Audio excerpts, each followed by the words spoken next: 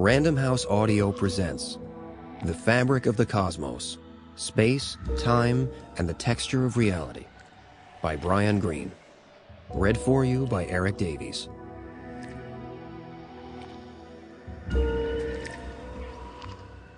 None of the books in my father's dusty old bookcase were forbidden. Yet, while I was growing up, I never saw anyone take one down.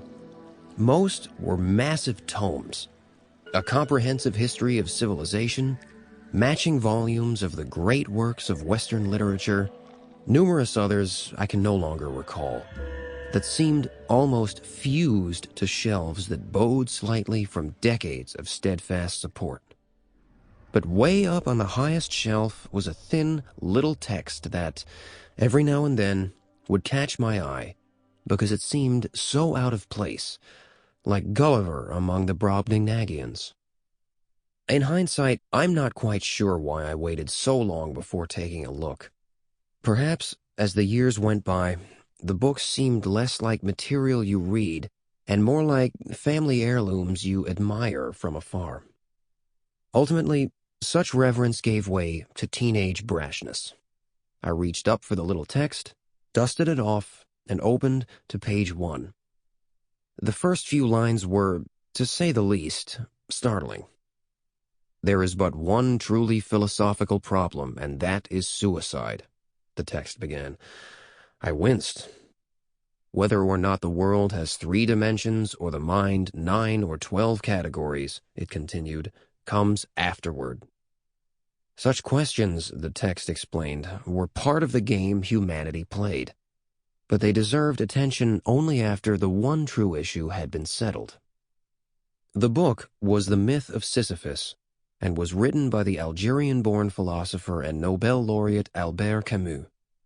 After a moment, the iciness of his words melted under the light of comprehension. Yes, of course, I thought. You can ponder this or analyze that till the cows come home. But the real question is whether all your ponderings and analyses will convince you that life is worth living. That's what it all comes down to. Everything else is detail. Time and again, I'd imagine how various people I'd met or heard about would answer this primary of all questions. In retrospect, though, it was his second assertion regarding the role of scientific progress that, for me, proved particularly challenging. Camus acknowledged value in understanding the structure of the universe, but as far as I could tell, he rejected the possibility that such understanding could make any difference to our assessment of life's worth. Now, certainly, my teenage reading of existential philosophy was about as sophisticated as Bart Simpson's reading of romantic poetry, but even so, Camus' conclusion struck me as off the mark. To this aspiring physicist, it seemed that an informed appraisal of life absolutely required a full understanding of life's arena, the universe.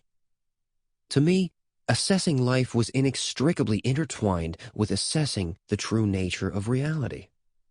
But you might ask, what of it?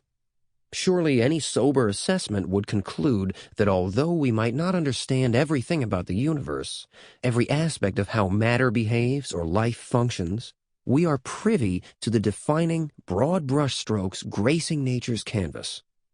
Surely, as Camus intimated, progress in physics, such as understanding the number of space dimensions, or for that matter progress in any number of other scientific undertakings, may fill in important details, but their impact on our evaluation of life and reality would be minimal. Surely, reality is what we think it is. Reality is revealed to us by our experiences. Yet in the decades since first encountering Camus' text, I've learned that modern science tells a very different story. The overarching lesson that has emerged from scientific inquiry over the last century is that human experience is often a misleading guide to the true nature of reality. Lying just beneath the surface of the everyday world is a world we'd hardly recognize. Followers of the occult Devotees of astrology, and those who hold to religious principles that speak to a reality beyond experience have, from widely varying perspectives, long since arrived at a similar conclusion. But that's not what I have in mind. I'm referring to the work of ingenious innovators and tireless researchers, the men and women of science, who have peeled back layer after layer of the cosmic onion, enigma by enigma, and revealed a universe that is at once surprising, unfamiliar, exciting, elegant, and thoroughly unlike what anyone ever expected. The central concern of this audiobook is to explain some of the most prominent and pivotal of these revisions to our picture of reality, with an intense focus on those that affect our species' long-term project to understand space and time. Over the last 3 centuries, developments in physics have revealed space and time as the most baffling and most compelling concepts, and as those most instrumental in our scientific analysis of the universe. Such developments have also shown that space and time top the list of age-old scientific constructs that are being fantastically revised by cutting-edge research. To Isaac Newton, space and time simply were. They formed an inert, universal cosmic stage on which the events of the universe played themselves out. To his contemporary and frequent rival, Gottfried Wilhelm von Leibniz, space and time were merely the vocabulary of relations between where objects were and when events took place. Nothing more. But to Albert Einstein, space and time were the raw material underlying reality. Through his theories of relativity, Einstein jolted our thinking about space and time and revealed the principal part they play in the evolution of the universe. Ever since, space and time have been the sparkling jewels of physics. They are at once familiar and mystifying. Fully understanding space and time has become physics' most daunting challenge and sought-after prize. The developments we'll cover in this audiobook interweave the fabric of space and time in various ways. Some ideas will challenge features of space and time so basic that for centuries, if not millennia, they've seemed beyond questioning. Others will seek the link between our theoretical understanding of space and time and the traits we commonly experience. Yet others will raise questions unfathomable within the limited confines of ordinary perceptions.